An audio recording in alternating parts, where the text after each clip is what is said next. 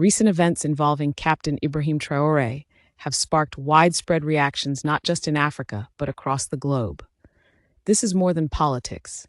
It's a struggle for self-determination, dignity, and truth in the face of power. A firestorm was ignited when U.S. Spy Army General Michael Langley publicly accused Captain Ibrahim Traoré of hoarding Burkina Faso's natural resources, especially its gold, for himself and a select group of allies.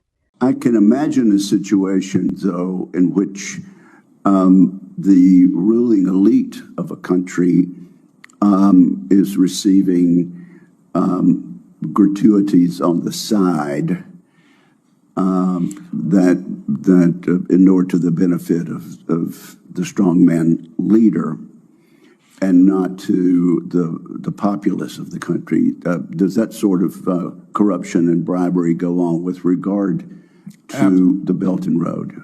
Absolutely, Chairman. I see this, and I don't mind calling them out, but Captain Traoré and Burkina Faso, as they know that both, whether it's their gold reserves, that is all those proceeds are just in exchange to protect the junta regime. There's a number of examples across, even in Sudan. These claims made on a global platform didn't just question Traoré's leadership, they struck a deep nerve in the African psyche. Many saw it as yet another attempt to demonize an African leader, bold enough to challenge Western influence. The backlash from Africans has been swift and intense. Across social media and on the streets, citizens and commentators alike are calling out the hypocrisy. All right, it looks like it's time for us to go save the people of Burkina Faso. This guy got on U.S. Senate hearing and said that the president of Burkina Faso, Ibrahim Traoré, has become a threat to his own people. You already know what that means, what that sounds like. That means it's time for us to go liberate the people of Burkina Faso. And of course, they're going to use a black man. The blackface is always a house nigga. Every time they're going to use, every time they want to use violence on black people, they use a black man from the West to come bring it on Africans. When they want to use sweet talk, it's always a black woman. You see, this guy's used violence for Burkina Faso. When they wanted to do what was it in Kenya, the bill they were trying to introduce, where if you owe too much taxes, the IMF could take your land. It was black American congresswomen they used to send them to Kenya. America has realized they have black people in power who they can use now to destroy Africa. But yes, this house nigger, Michael Langley, is now the guy who's going to be the face of America going into Burkina Faso. Look it up. He got on the Senate hearing and said, but Ibrahim Traoré is a threat to his own people. Why is it that when African leaders seek to control their resources, they are labeled corrupt or dangerous? Why are accusations conveniently thrown at leaders who refuse to be puppets of foreign interests? Many believe this is history repeating itself, just like in Libya with Gaddafi. In a strong and passionate televised address, Captain Traoré fired back. He dismissed the accusations as lies, fabricated to justify foreign intervention. His words, calm but piercing, were a firm declaration that Burkina Faso will never surrender its sovereignty.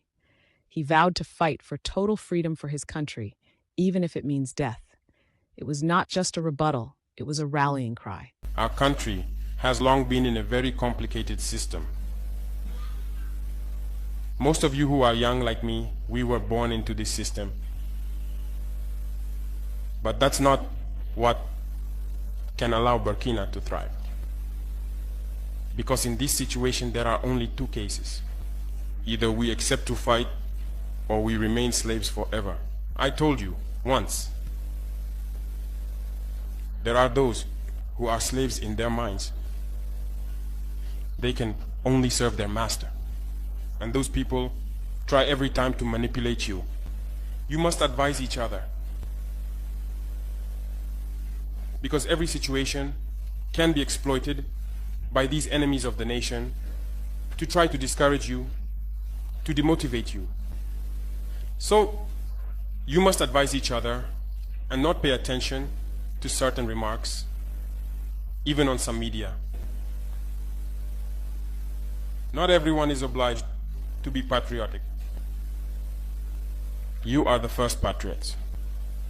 you have decided to defend the homeland. There is nothing better than that. Those who want to support you, let them support you. Those who want to discourage you through writings, you must close your ears and move forward. As for those, we will fight them here.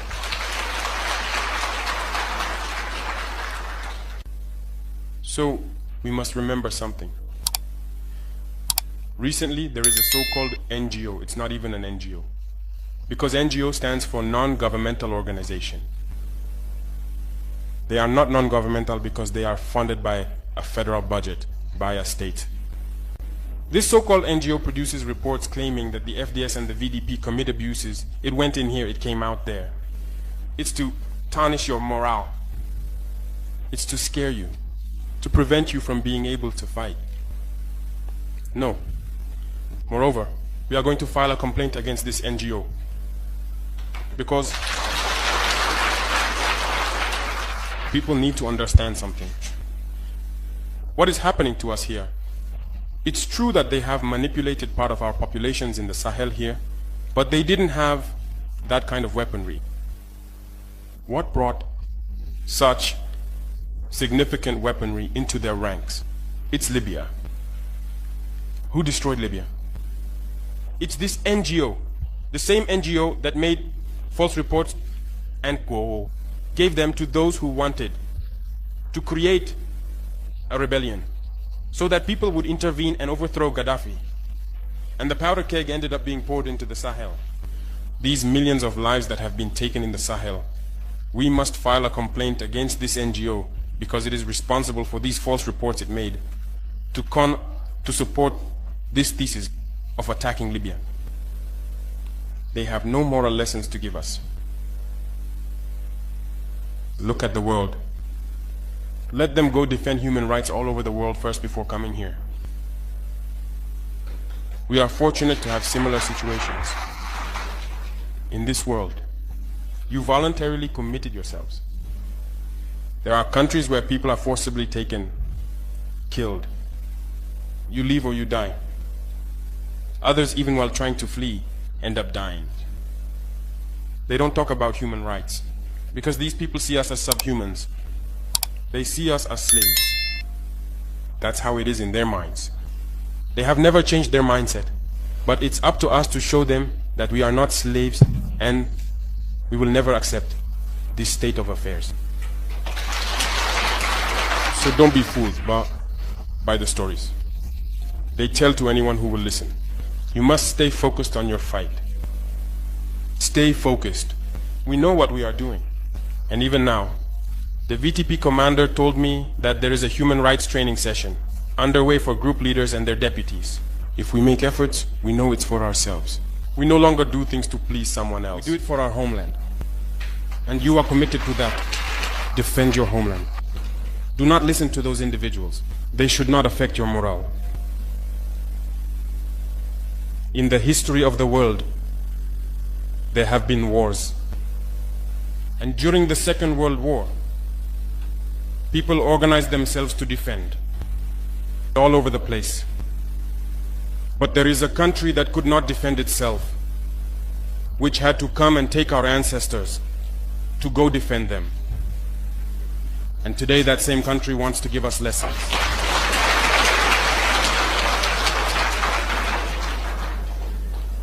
The pot calling the kettle black. No. You are the descendants of those same ancestors who went to defend others, who liberated the world from Nazism. Today you are fighting for your lands. These same individuals dare to create terms to tarnish you. We oppose this. We will never agree. Continue to defend your lands. It is your wealth that interests these people. It's our gold, it's our minerals that interest them. Otherwise, why come and drive out entire villages to seize our lands? So we will fight and we will reclaim our lands, our wealth. It belongs to us. It's for us. It will benefit us and our children. I therefore encourage you to remember that this war is to free us from slavery. It's for our independence. and you must keep your spirits high, stay strong. Never give in to manipulators, to those individuals who no longer understand the notion of homeland, or to those people who come from outside to try to subdue us through their terms they invented and their organizations they created to enslave us. Fight, move forward, do everything you can. Draw, as I said, from your cultural resources, from what you have been shaped by since the village. Draw from it and wage this war. Stay focused and stay strong. These words resonated deeply with millions across Africa. In countries rich with resources yet plagued by poverty, people are beginning to ask serious questions. How is it that nations sitting on gold, diamonds, and oil remain some of the poorest in the world? Could it be that external control, masked as aid or partnership, is part of the problem? Africa doesn't own their own wealth. It's their wealth, but they don't own it. Western companies own the mines in Africa. They extract the minerals. They set the prices. They ensure that the wealth will never benefit the people whose wealth it truly is. I mean, look at Congo today. Congo produces 70% of the world's cobalt. That's the mineral that powers your smartphone, your laptop, your electric car. Without Congolese minerals, there's no Tesla, there's no Apple, there's no Samsung. Yet the people of Congo remain among the poorest people in the world. Why? Because their wealth is not theirs. It's stolen by Western corporations, by Western companies. The system is kept in place through war. The West doesn't want a stable and independent Congo. That's why they fund proxy wars, why they support rebel groups like M23. They use other African governments like Rwanda and Uganda to do their bidding, to keep Congo weak so that the wealth remains available for plunder. Wallahi, this is a grotesque injustice. It's a grotesque injustice that disgraces the whole world. Congo is a bleeding, open, gaping wound on this earth. Understand this, Africa will never be free until Congo is free. No matter how well any individual African country does, the continent as a whole will remain wounded, mortally wounded, so long as Congo is being plundered. Please understand. Another layer to this unfolding story is the disturbing report of multiple failed assassination attempts on Captain Traore's life. While not officially confirmed, these reports have further fueled suspicion that a coordinated effort is underway to eliminate him. For many Africans, this isn't surprising. It's the same pattern witnessed when other anti-colonial leaders stood their ground. Gaddafi, Sankara, Lumumba, names that echo with tragic familiarity. A particularly emotional response has emerged around the idea of who gets to tell Africa's story. They try to take out Captain Traore, people. They try to take him out. I'm scared for his safety. I'm worried. There is no way that a president should be in office for only 2 years and have 18 attempts on his life. I actually have to start asking questions about the security services in Burkina Faso. I have to start asking questions about the other Sahel Alliance countries, Mali and Niger. What are you doing to make sure that this is not happening? Because this is not happening to you people. There's a reason why this keeps happening to Captain Traore. That's the reason why he must be protected.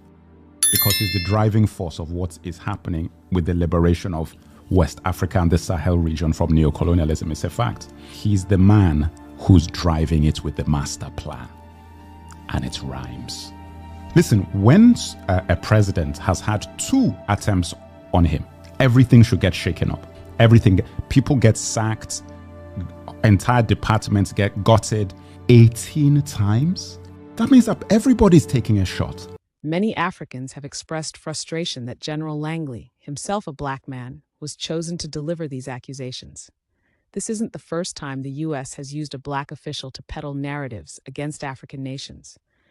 It raises uncomfortable questions. Why is a person of African descent being used to sell the idea of African instability? Is this strategy meant to silence Pan-African unity before it fully takes root?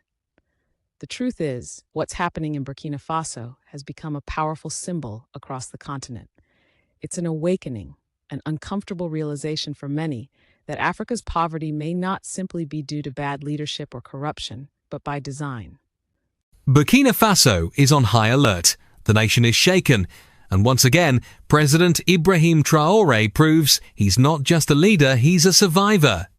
In a shocking turn of events, 2 foreign snipers have been arrested by Traoré's elite security forces just meters away from the presidential convoy. According to military sources, the snipers were strategically positioned and heavily armed, with clear intent to assassinate President Traoré. But what they didn't know was this: Traoré and his security were 10 steps ahead. Acting on classified intelligence, the army had already set a trap. The snipers were captured before they could pull the trigger, no shots were fired, no lives were lost, and Traoré remained untouched. They tried to silence a revolution, one commander said, but we silenced them first. The snipers, whose identities remain undisclosed, are currently in military custody. This conversation has opened old wounds, but also sparked new consciousness. More Africans are now questioning the legitimacy of foreign involvement in their affairs. They are also looking inwards, asking if their nations are truly free or still living in the shadows of colonial puppeteering. As this story continues to unfold, we must ask ourselves, is this about justice or control? Is Captain Traoré a criminal or a patriot being silenced for saying no? And most critically, who should Africans trust, their own voices or the ones handed to them by outsiders? We want to hear your thoughts.